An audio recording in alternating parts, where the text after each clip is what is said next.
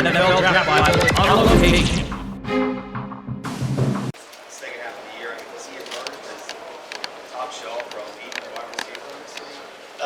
It just depends. If you're in our building, we think that way about it. He has been a great player for us. He's been consistent since the day he walked on the field for us as a free agent. He's always been consistent. He's always been competitive. He's always made crucial plays. So the fact that it kind of just came in such a big bunch this year, and he and Russell just hit it off so well, and they just had the great run together. I think it does allow him to be seen differently from the outside. We love the guy. Thrilled he's on our team and all of that. I do think that when you score that many touchdowns in that shorter span, and you're that hot, everybody will figure it out. He is an elite player. He shows it week in and week out. He's been doing that for us for a long time.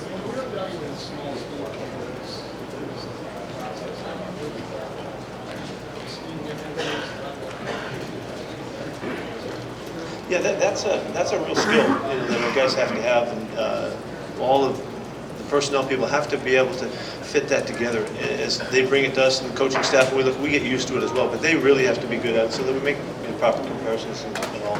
That's why these kinds of events are good to blend guys together. The All-Star games are good to blend guys together, so you see you match talents. It's not that challenging. It's just part of the process, but it is something that you have to look at. And we don't hold back, because a guy is from a small school or something like that. That never takes our heart.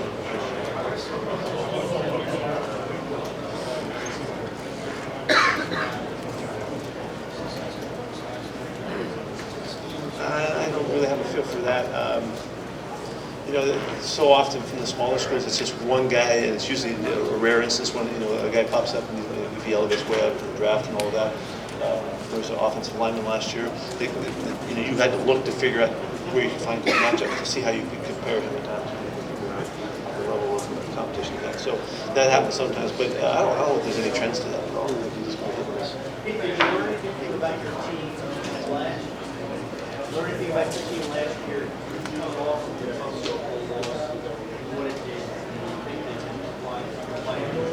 Yeah, Bob, there's so much stuff that you take out of every year. There's so many things that happen, all the growth that occurs, and the challenges, and the setbacks, all the things that you deal with. There's always tons of stuff. So there was a tremendous amount to learn from winning. There was a tremendous amount to learn from not winning. That was there's an impact that lasts some length of time in both instances, and how you deal with it, how you come back from this is a crucial challenge that really is one of the great challenges for the teams that win.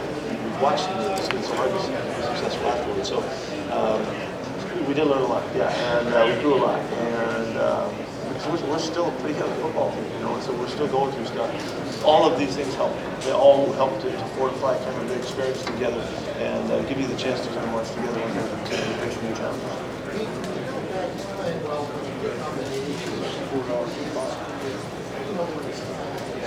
What are you saying? I'm getting old? I'm not sensitive about that.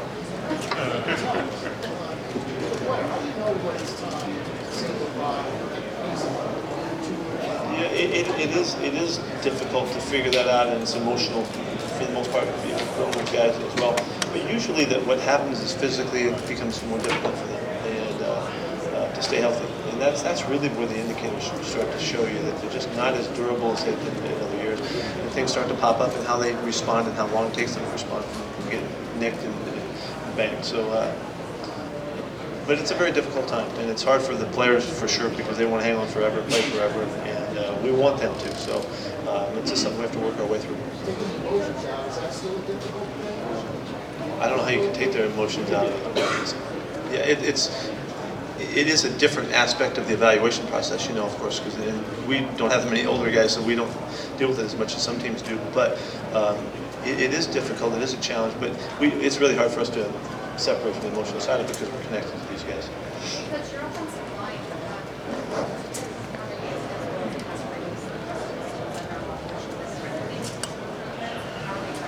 I think we're looking at it. Attention the first media, half if anyone with a 440 iPhone lost their phone, please come claim it at the NFL PR table. Lost at your phone.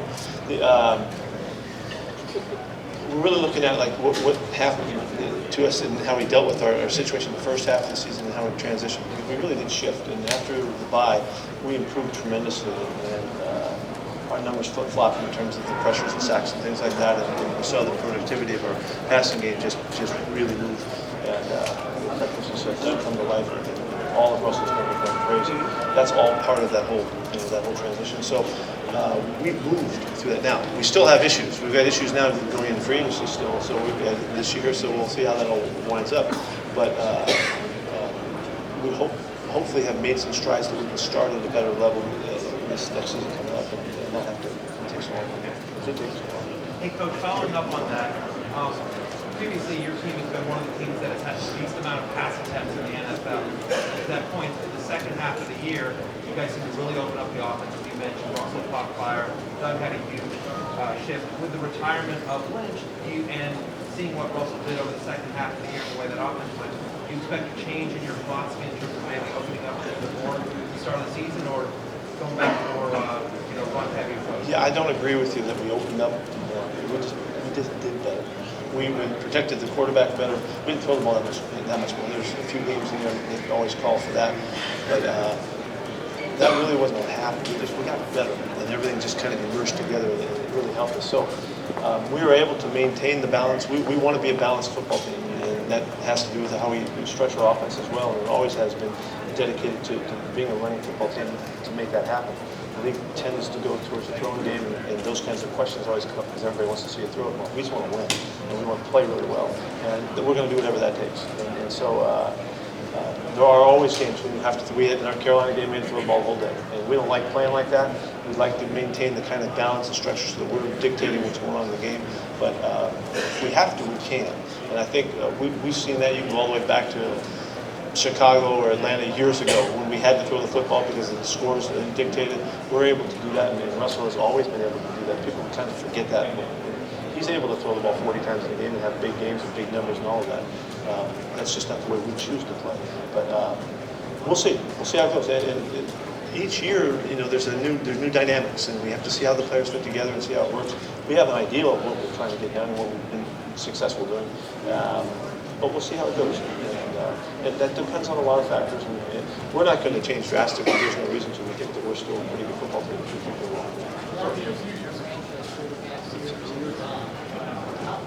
Say that again. Yes.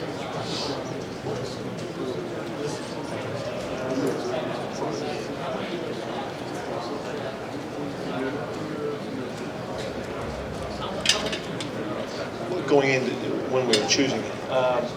Well, there were some questions. There are always some questions. We wound up being a quarterback draft pick because there were some questions. We thought he had an extraordinary list of characteristics that would allow him to be a great player. No other players in the draft had. Few players ever have. The savvy, the escapability, the creativity, the great work ethic, and you mix all those things together. He's a marvelous talent. He just came in a different package, and so camera. we hoped. I would say, John was really on it. He did a fantastic job of analyzing Russell and how it fit together. I was sold.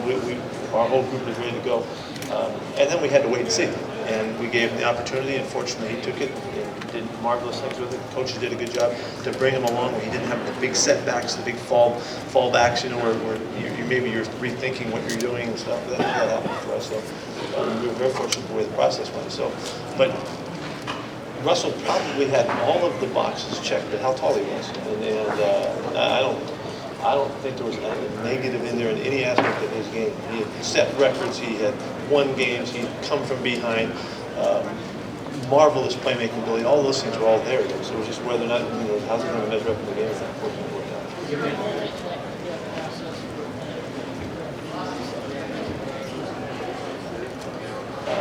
Was there a moment in prior to drafting him? There was a time when John and I were fully committed, and that happened. I know John, when he saw the Rose Bowl, he saw that in person. That was kind of solidified in all of the things that he had been seeing and thinking that Russell could bring to us. He was convinced at that time. So when he was convinced, I was convinced. I love those things.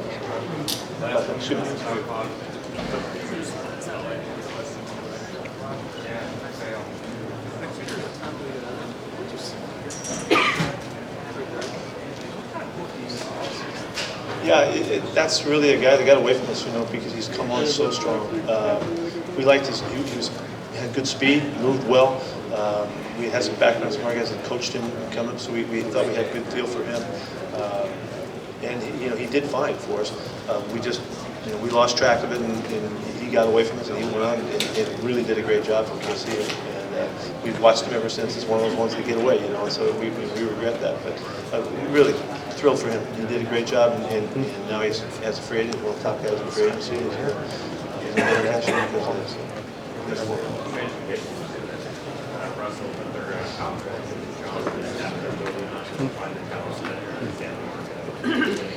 Yeah, that savvy that it takes to figure out where guys fit and what the expectations you can build around the player for his availability and all that. That's instinct, that's background, that's good upbringing and training and all of those. I mean, it's all of that stuff that allowed you to make those kinds of decisions, because those are tough decisions. There's no formula for that. And John and his guys, they're great at it. And we really trust that those feelings through the process and this rigorous process that they go through to get to the time when it's draft day really allows us to believe that we're going to make good choices. That we go very boldly with the choices as we always have in situations. But there is a lot of it that comes right from the gut. You just got to feel it out, and that's where the mix of the people. And sometimes it's not the guy that says something; it's the guy that doesn't say something. And it's all of the wonderful processing that goes through there. It's really exciting to see what it's going to carry out. We're good. See you.